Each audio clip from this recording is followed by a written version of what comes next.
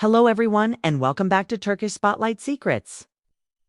Today's video is a story about kindness, worry, and a narrow escape centered on two names you know well, Hazal Kaya and Çağatay Ulusoy. Please watch until the end for the full timeline. Then hit like and subscribe so you never miss our deep dives. Let's set the scene. For weeks now, fans have noticed that Hazal Kaya has looked a little more fragile than usual in public appearances. Friends say she feels everything intensely. When there is bad news in the country, an accident, a fire, an injured animal, Hazal carries it home in her chest. She's the one who will stop mid-interview to ask about a stray dog. The one who reposts every verified donation link. The one who cries at headlines and then jokes about crying so her followers won't worry. Humor has always been her shield, but even shields pick up dents. She hinted recently that after a string of gloomy days, a radiant moment is on the horizon, the joyful arrival of her daughter. That single word, daughter, sparked a wave of congratulations and protective love from fans. People said, "Hold on, Hazal, the good chapter is coming." No one imagined that. Just days later, she would face a small but frightening emergency in her own kitchen. Here is the timeline as we verified it with multiple sources. Day of the incident, 1837. The evening began normally. A friend dropped by. Hazal started a simple dinner, and soft music played from a phone in a ceramic bowl. The friend left around 7. Hazal returned to the stove to crisp a pan of vegetables, while answering a string of messages about an animal rescue fundraiser she had shared earlier. She set the pan too low and stepped into the hallway to take a quick call. 1851. A faint smell, a quiet alarm from the stove's heat sensor. Then the moment everyone dreads, a thin ribbon of smoke curling upward as oil flickered at the edges. It wasn't a roaring blaze, not even close, but in a second. Panic can make a small problem feel like the end of the world. Hazal slammed the burner off and reached for the wrong instinct, a splash of water, then stopped herself, remembering every safety post she has ever shared. 1853. She covered the pan with a metal lid and slid the pot off the heat. The flames snuffed out. The smoke, however, had already triggered a detector, and the apartment filled with that sour, stinging haze that makes your throat tighten. She opened windows, coughed, and texted her building group chat. "I'm okay, minor kitchen smoke, apologies for the alarm." 1859. Neighbors replied with hearts and need anything offers. One message in particular stood out. Çağatay Ulusoy lives not far from Hazal, had seen the building notification through a mutual contact. He texted, "Are you alone? You need help airing the place out?" She wrote back honestly, "I'm fine, just shaken." 1905. He arrived with two simple things that matter most in these moments: a canister extinguisher and calm. He didn't rush in like a movie hero. He did what trained people do: check the stove, check the plug points, check the alarm reset, and then help throw open every window and door to clear the air. They stood in the corridor as fresh air tumbled through Hazal's home, both of them coughing and then laughing at the absurdity of it. To seasoned professionals who can cry on cue and deliver monologues and storm scenes, now humbled by a stubborn frying pan. 1918. A building attendant arrived to walk through remaining safety steps, verify the gas valve was fully shut, wipe the stovetop to remove residual oil, and keep windows open for an hour.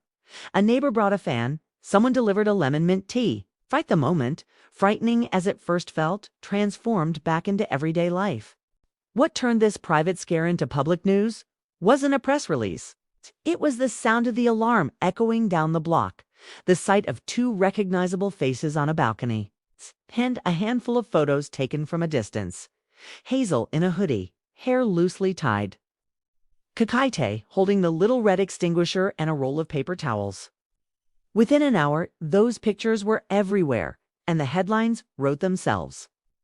Hazal Kia's kitchen scare neighbor, Çağatay Ulusoy to the rescue. From screen icons to real-life first responders. Small fire, big friendship. The online reaction split into three familiar camps. The worriers they flooded comment sections with, "Are you okay?" messages and home safety tips, reminding everyone to keep baking soda near oil, to never pour water on grease, and to install working detectors in every room. The cynics, they wondered if the story was exaggerated for clicks. A few even invented full-length dramas out of 3 balcony photos. The realists, they said. A pan smoked. A friend showed up. Humor returned. That's not scandal, it's life. Meanwhile, Hazal did something quietly wise. She shaped the narrative herself without feeding the frenzy.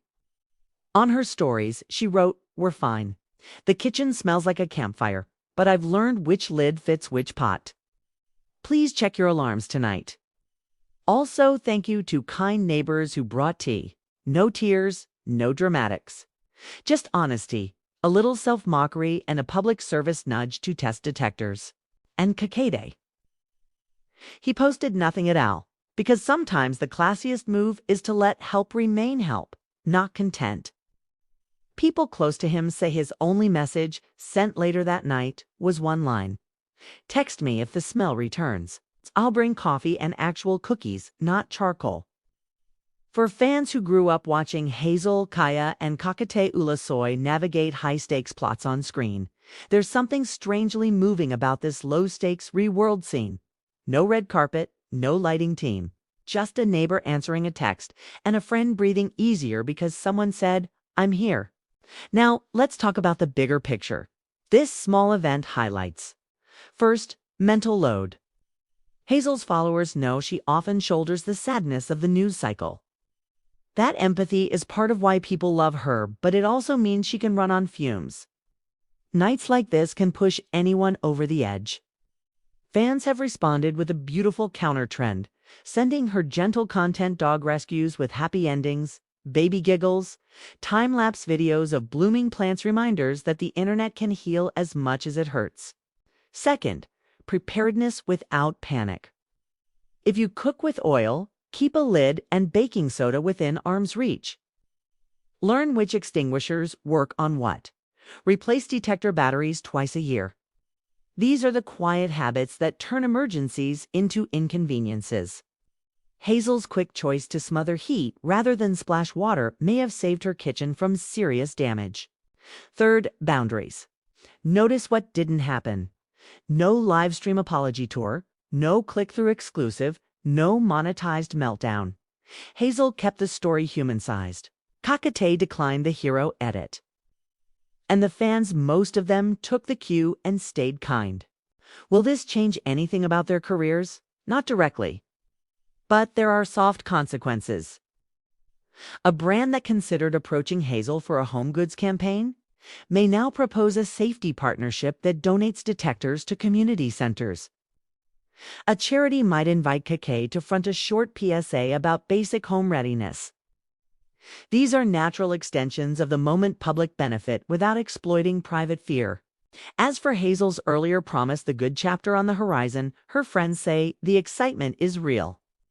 She has been preparing tiny clothes, labeling drawers, and laughing about how a person can be fierce on a set yet terrified of assembling a crib. This week's scare didn't eclipse her joy, it sharpened it. Every ordinary day is suddenly precious. Every calm evening, a victory. Before we close, here are the 5 simple lessons this story leaves behind.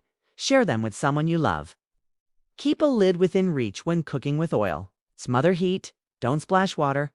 Know your extinguisher class K or a multi-purpose one works best for kitchens. Ventilate and verify after a scare.